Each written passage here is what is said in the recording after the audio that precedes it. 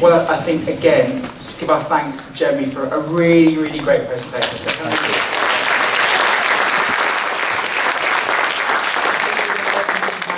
Is lots of academic work. It's really, really important, but you make it sound so simple, and actually that's a really helpful part for us to really try to make it work like. So thank you very much for that. It's really helpful. After Yvonne's presentation, there will be a chance to have a panel of some of our team, and also Jeremy and Yvonne, so you can ask them some further questions about what they've said and what they are, and anything else you want to ask them as a collective group at that point.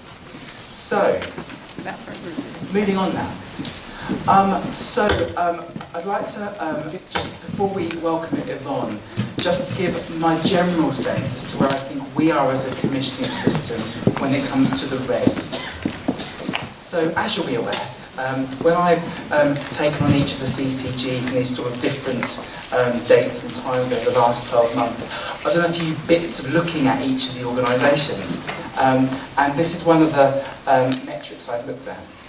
I did two things. I looked at what did we say, and also what the data we use for res for our system. And most of you will be aware that at times we were giving ourselves a self-rating that perhaps was stronger than actually what we were able to say we were doing. There's a lot behind that, I can imagine. What's really, really important is there's a number of things as an organisation we have to now work on together. And as a commissioning organisation, it's our responsibility to respond to the Equalities Act in the most effective way. It's also our responsibility to ensure that we have a robust response to what the res information is telling us and how we're going to respond to that going forward. I am no expert on this. I profess that. Hence why we got some experts in the room. Before we invite Yvonne, I think it's really important also that we also recognise the work that Byron Curry has done with us over the past 6 months.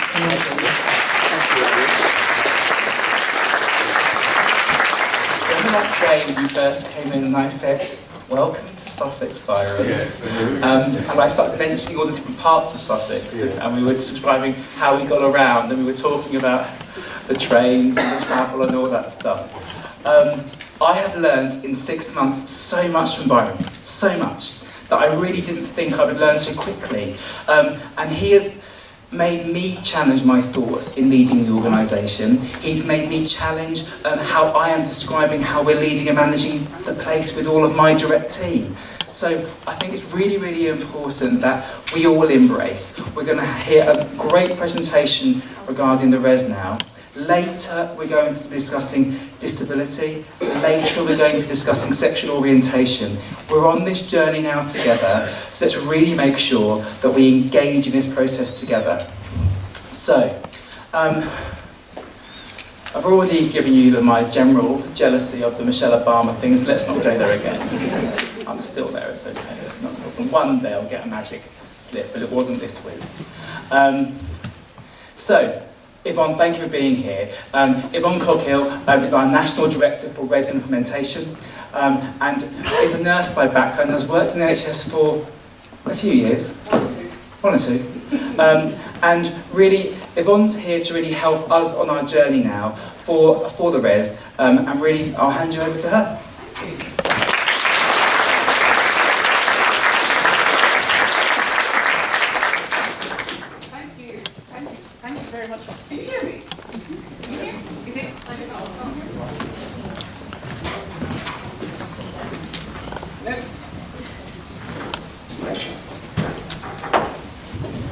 Now you can hear me. Somebody did something, that's fantastic. Thank you so much, madam, and thank you for the warmth of that wonderful welcome. My preference would be the handheld, because I kind of walk around a bit, so it's that would be fantastic. Thank you very much. Cheers, thank you. That's excellent. So, my name is Yvonne Coghill, and I have been in the NHS for 41 years. I'm a nurse, I'm a health visitor, I'm a midwife, and now I've got my dream job. I am the Deputy President of the Royal College of Nursing, and I am absolutely thrilled. Thank you. And why am I thrilled? I'm thrilled because actually I tried to be a director of nursing. I went for 5 posts as a director of nursing, and I got none of them. I was told each time, you need to have more qualifications. You need to actually be more outward going. You need to be a bit more like us, Yvonne. And then you'll be okay. You will get your director of nursing posts. And after 2 master's degrees later, and the King's Fund Senior Managers Programme, and other programmes, I still could not become a director of nursing. I was always told that somebody was better than me on the day. Somebody was better than me, somebody could do the job better than I could do. I still love being a nurse, but what that does to you is make you feel depressed, your self-esteem goes, your confidence goes, and you get angry. The angry black woman. Michelle Obama was talking about that on Monday night. Sorry, Adam. And how people actually look at you very, very differently as a black person, trying to scale the dizzy heights, the snowy white peaks, as they call them, of the NHS. And what I'm going to talk about today is all about that. Race. Unapologetically, and I've got a predominantly white audience here, so some of it might feel a bit uncomfortable. But if it feels uncomfortable, that's good. Because with this subject matter, if you don't feel uncomfortable and you don't feel something, then something's not quite right. So we are going to talk about race. And we're going to talk about race in our NHS in 2018. 70 years after the NHS came into being, we're going to talk about what it feels like to be a member of a black and minority ethnic background working in an NHS. And actually, we're going to talk about some of the things that Jeremy talked about as to why we need to do something about it. So, and I always start with this slide, because it's what we're in business to do. We are here, all of us, whether we work in CCGs, whether we work as a chief executive, whether we work as a cleaner or a cook, to make sure that every single patient, no matter who they are and where they've come from, has a high quality service. When they walk into our hospitals or our clinics or wherever they go, we want them to feel satisfied with the service that they're getting. And we want them to feel that actually this NHS of ours is the best organisation in the world. And I always remind people of our constitution because it's a really fabulous document. And if you haven't read it for a while, go and have a look. It's an easy read. It's quite a thin document, but what it talks about is the importance of these 9 protected characteristics and how these 9 protected characteristics are important to us all, because usually we don't pay enough attention to these people within these characteristics or have these characteristics. And so we have to do that. And as you see, race is underlined because that's the thing that I'm going to talk to you about today. But please keep in mind our constitution and the reason why we are all here and why we all love the NHS and why I've been in it for 41 years. So this thing that we're going to be talking about, race inequality, is something that some of us know inside out and back to front, and others of us don't really know because it doesn't really matter that much to us. Because the world is built for us as white people. We are the dominant group of people across the whole of the Western world, and particularly white men. So we don't really need to know all the things that black and ethnic minority people know as a matter of course, which is that you're poorer, your housing is worse, your education is less, you're more likely to be stopped by the police, you're more likely to end up in a mental health institution, and so on. This is global evidence. This is not Yvonne Coghill's evidence. If you are a black and ethnic minority person, this is your reality across the globe. So in some places, like Australia, you're 21 years less likely to live than your white counterpart. In this country, You're more likely to lose your baby if you're from a black and minority ethnic background than if you're from a white background. And on it goes. And that feels, for some people, very uncomfortable and awful. But it's the truth. It's the truth of 2018 here in England, in America, in Australia, in Canada. And what we know is that a lot of these things that happen to these black and ethnic minority people, and the picture is not showing on here, is really quite unfortunate, but it's not, are called microaggressions. And some of you might have heard of microaggressions and might have seen some work on microaggressions and what they do and what they actually, how they impact on people. And how it works is that the little things that happen to black and ethnic minority people during their daily lives, little tiny things, impact on you and actually cause you additional stress and strain in your life. I was at Salam, South London and Maudsley recently, and was talking to the staff there. Why is South London and Maudsley interesting? It's interesting because it's the area in our country that has the highest number of knife crimes. And lots of children go to, when they've been stabbed, that hospital across the road called King's.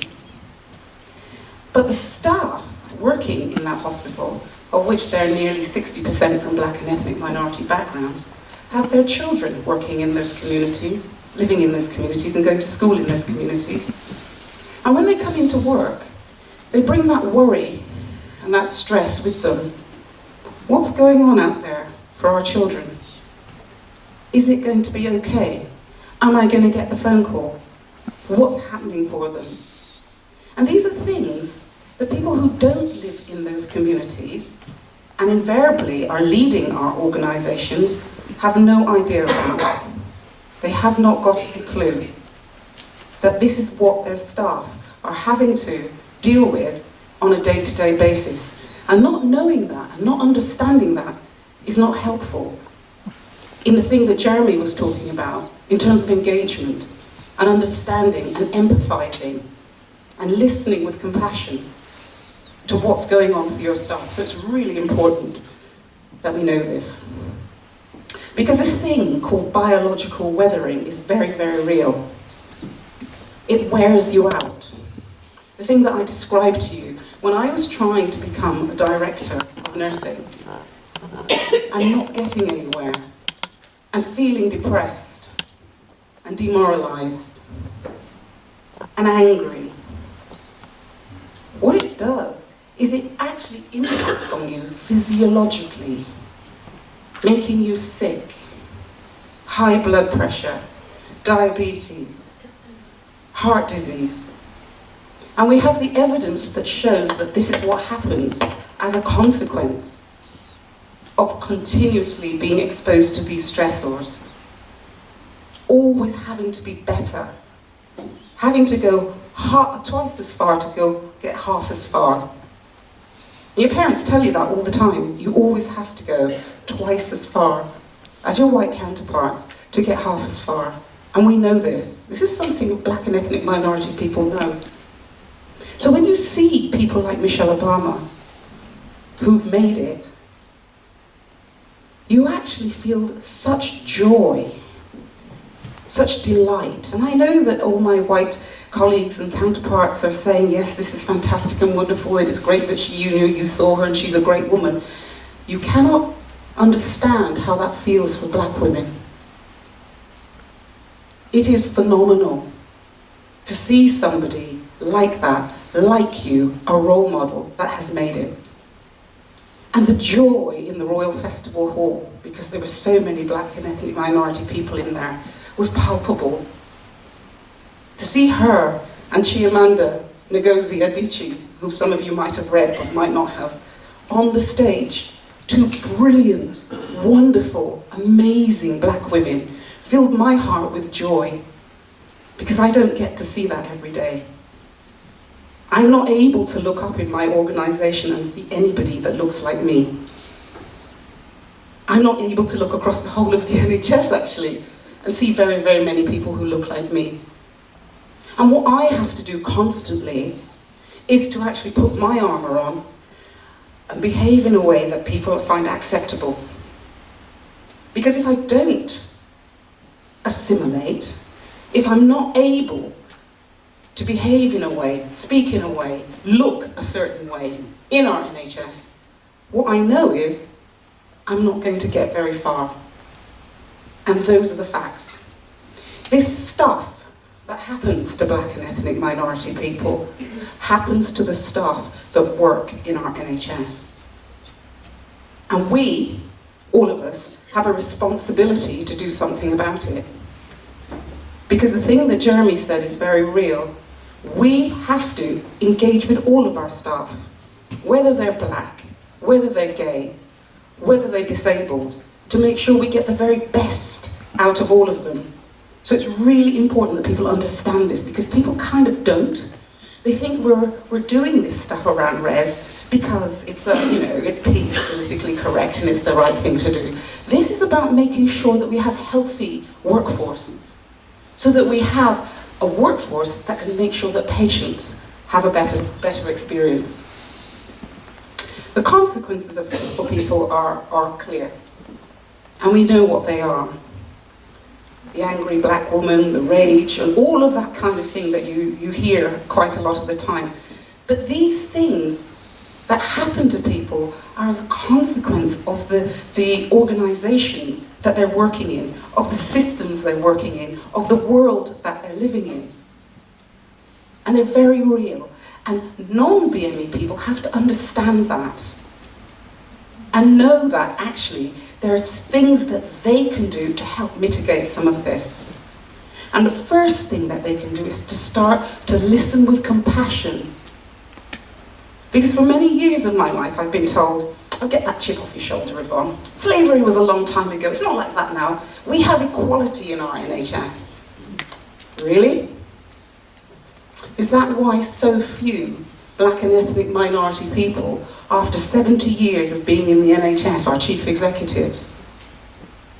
And even worse, directors of nursing.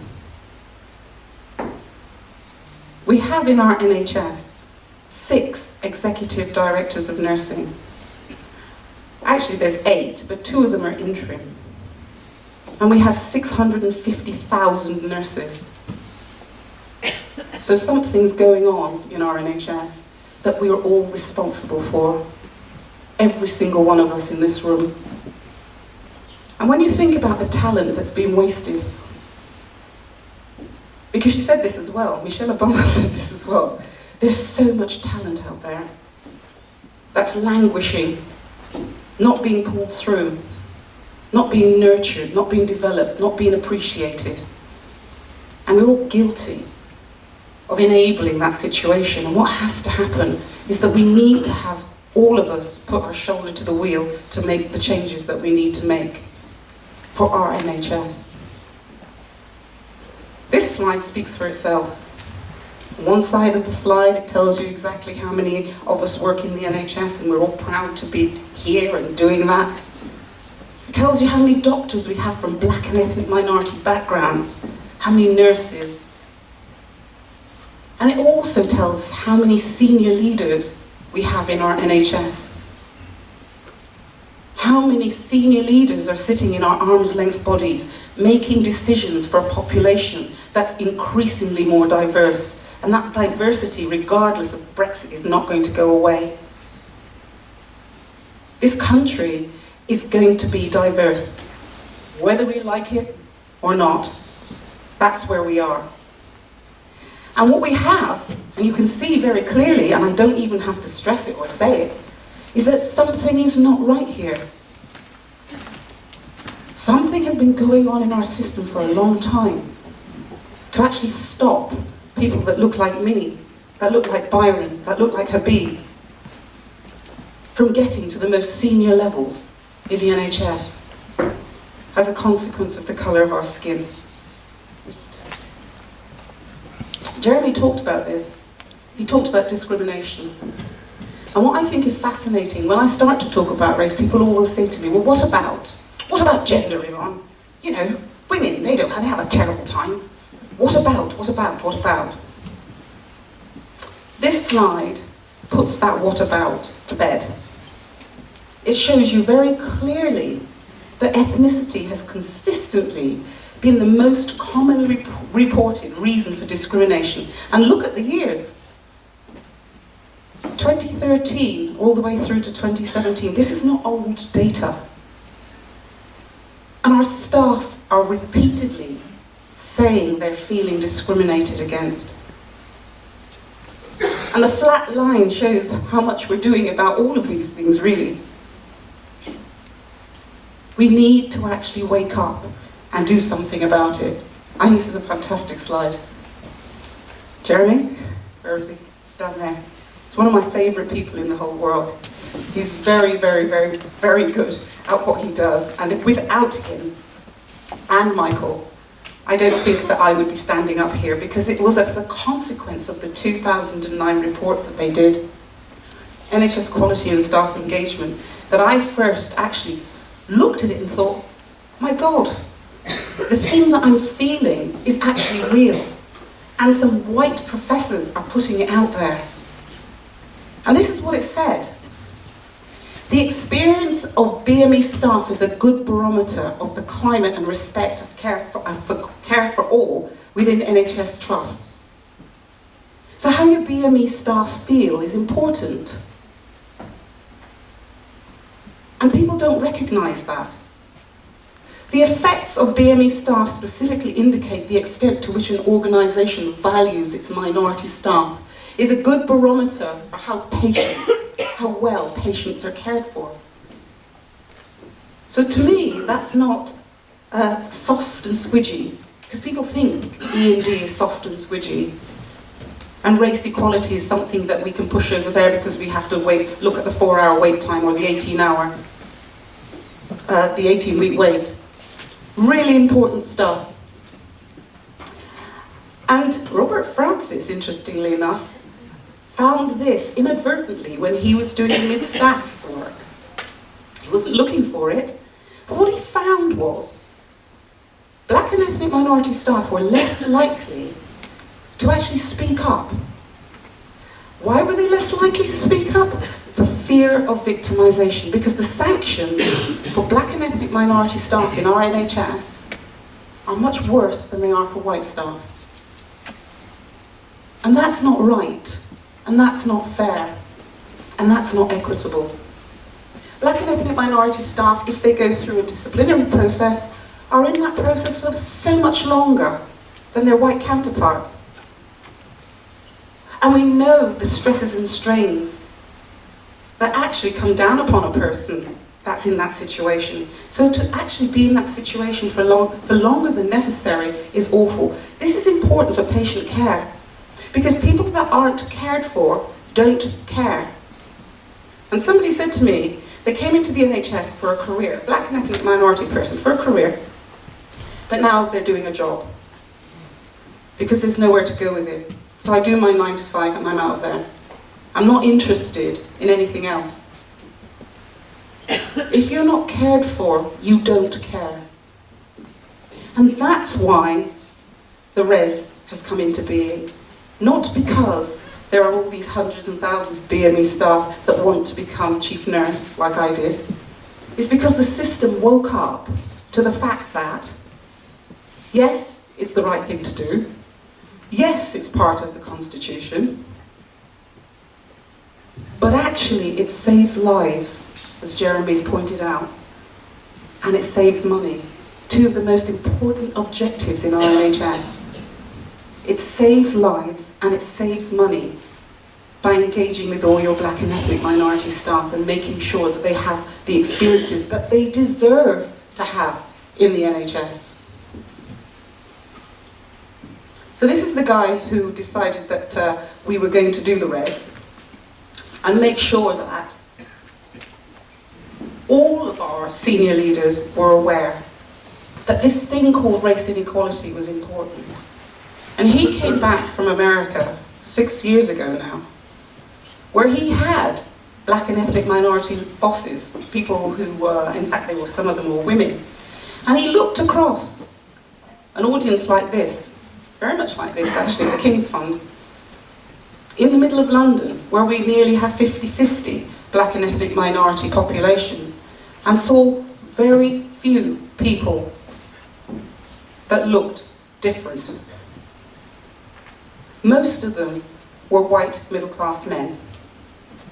And Simon, God bless him, said that this will not do. Not for a place like London. Not for anywhere, really. When you have 20% of your workforce from black and minority ethnic backgrounds, 40% of your doctors, 21% of your nurses, and so on. And it's important to remember this, because a lot of the people that have hands-on patients, our junior doctors, our junior nurses, are from BME backgrounds. In London now, we have a majority minority nursing workforce. 27,500 nurses from black and minority ethnic backgrounds, 25,000 from white backgrounds. We have to pay attention to this. It's important. So we have the Workforce Race Equality Standard, which some of you will know something about. In fact, all of you should know something about, because it's built into your assurance framework. And you should be asking the questions of your providers about what's going on with regards to race in those organisations. And I just wonder, when the conversations are being had, how many people do remember to talk about this and ask questions about this agenda? Because it's hard, and it's difficult, and it's complicated, and it's complex, but it's essential. And these are the indicators, and I suspect you've seen them, you know them, indicators 1 through to 4, which are the workforce indicators. You get them from the ESR. Indicators 5 through to 8, which are the staff survey indicators, and indicator 9, which is about board level representation.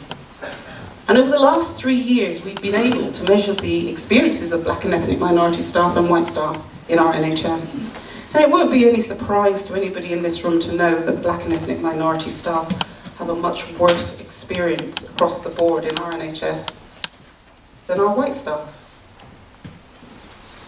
And that consistently, that's the case over the last 3 years. And very few organisations are actually closing that gap, or doing what they need to do to close that gap. So you get parity, so you get a situation where black and ethnic minority staff and white staff are having a good experience in the NHS, because it saves lives, it saves money, it improves patient care, patient satisfaction, patient safety, all of those things. So why aren't we doing it? Why isn't this the most important thing that we do in our NHS? When you think about what we're in business to do, it's a question, and it makes me wonder. Data for your area. So this is the whole of your patch. Sussex and East Surrey. Providers, I should say. And what we know is that you have 7,500 odd members of staff from BME backgrounds. And the thing that I said earlier is obvious on this chart. Because what you can see is that band 5, which is where you have your majority of nurses, there's overrepresentation. And then after that, it sort of trails off. It's interesting that in this slide, the VSM goes up a bit, which is quite interesting. You guys can tell me what that is and why that is. But this slide is even more interesting, because it shows raw numbers, not percentages. And what it says to me very, very clearly is that there's a pipeline issue in this area. That actually, you have 120 Band 8As. This is out of your 7,000, by the way, 7,500. You have 37 Band 8Bs, 21 Band 8Cs, 5 8Ds, 3 9s, and 9 VSMs.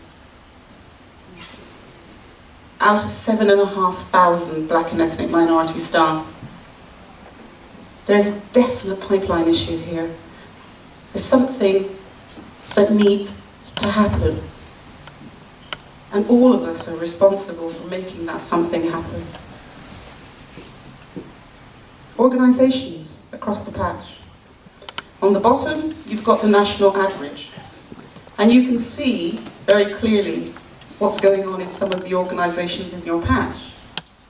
If you take indicator, all of the indicators actually, if you take indicator 2, which is from shortlisting to appointment, you can see here that some of the organisations are better than the national average and some of them are not.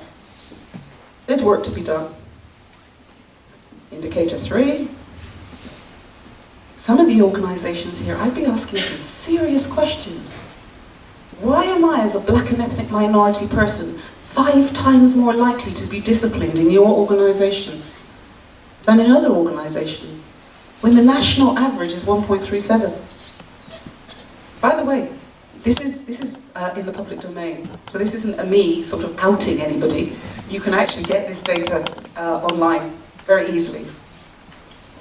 And then you have the other indicators, the staff survey indicators, which probably don't mean very much to you at the moment, but if I put up other slides to contrast and compare with white counterparts, you'll probably see very clearly the differences in experience between black and ethnic minority staff and white staff. And particularly, I'd like you to pay attention to indicator 8, which is the one that Jeremy was talking about in terms of team leaders. Because team leaders are incredibly important, and managers. And what indicator 8 is bullying and harassment and not feeling very good as a consequence of your senior leaders. That's what indicator 8 is all about. And you can see really clearly, and I'll take the ambulance trust out of here at the moment, because the ambulance trust have different issues to everybody else. If you're from a BME background, you're 2 or 3 times more likely to say you feel bullied and harassed by your senior leaders than if you're from a white background. What is that?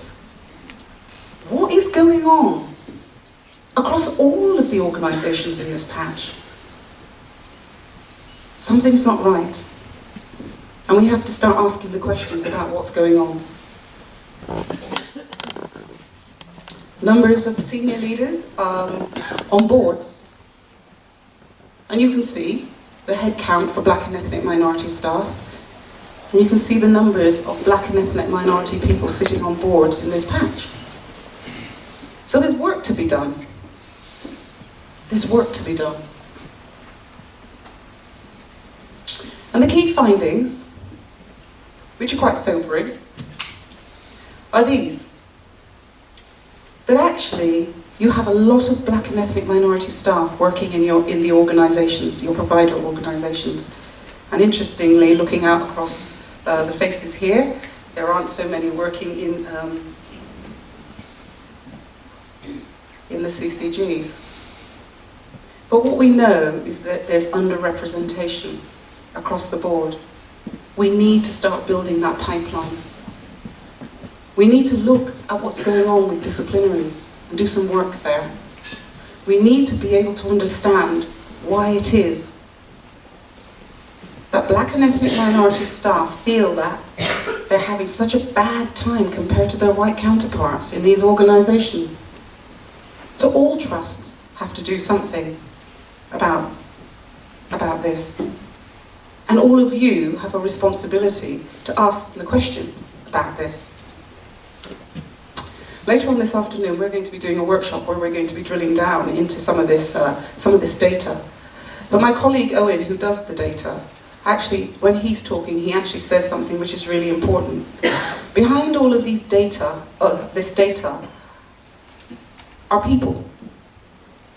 And these people have these very difficult and hard experiences. And when they have these experiences, it impacts on them. And it impacts on people around them. So what that means is that potentially patients aren't going to be getting the high quality care. They might not be as satisfied. Because if you're not cared for, it's very, very difficult for you to care. And hearing people's stories and not negating them and saying, oh, that's the past, don't get that chip off your shoulder, oh my God, things are much, much, much different these days. is where it starts.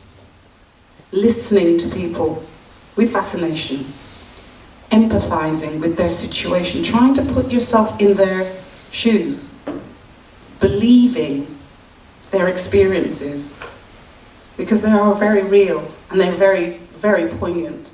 And BME people will be happy to sit and talk to you about them if you would only ask, if you would be interested in hearing what their journeys are, and hearing what together you could do to make things so much better for your patch and your area. And I have got 10 minutes more to go, but I'm going to finish there and say thank you for listening to me. Thank you.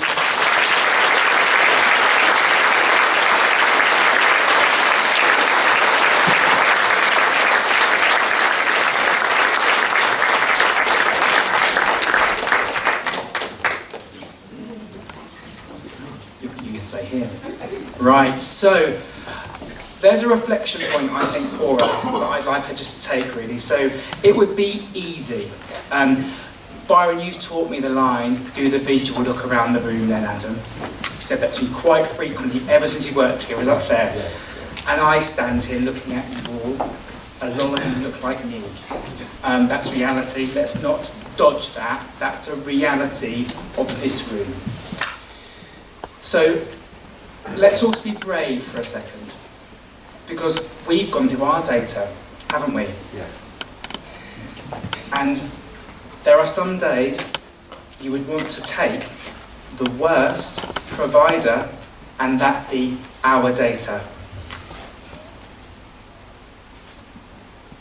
There are times when our BME staff get treated at best as bad as that. Because that is what we have been told. So we have work to do. So what I'd like you to do, before we bring the other people up to the panel, is I'd like actually you to speak to the person sitting next to you. And I'd just like you to say, how did it feel?